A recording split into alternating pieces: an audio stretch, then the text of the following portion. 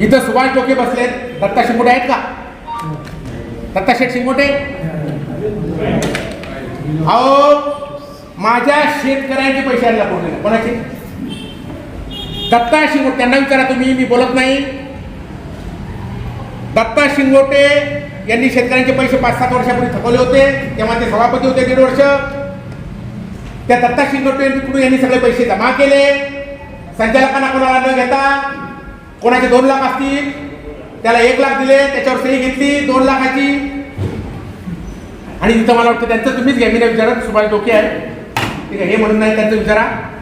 आणि माझे विरोधी संचालक हे माझ्या संचालकाला सोडून, त्यांच्या 2 संचालकाला सोडून हा दत्ता शेठ आहे तिथे, ते बोलत, त्यांना विचारा माझ्याकडे कशासाठी आले होते?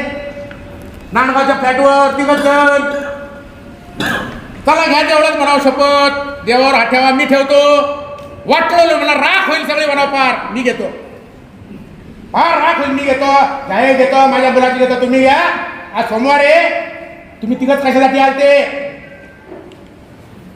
मी पार तुमच्या सगळ्यांसमोर कांच्या पार भीमाशंकराच्या कोणी म्हणाल त्या याच्यावर ठेवायला तयार आहे, आणि तुम्ही 3घांनी ठेवा, आणि जे कोण त्याला करतो ना त्यांनी ठेवा. एक शब्द खोटा असेल तर कशासाठी आलते, कोणत्यासाठी आले, वाटाघाटी करायला आलते, काय मागणी केली?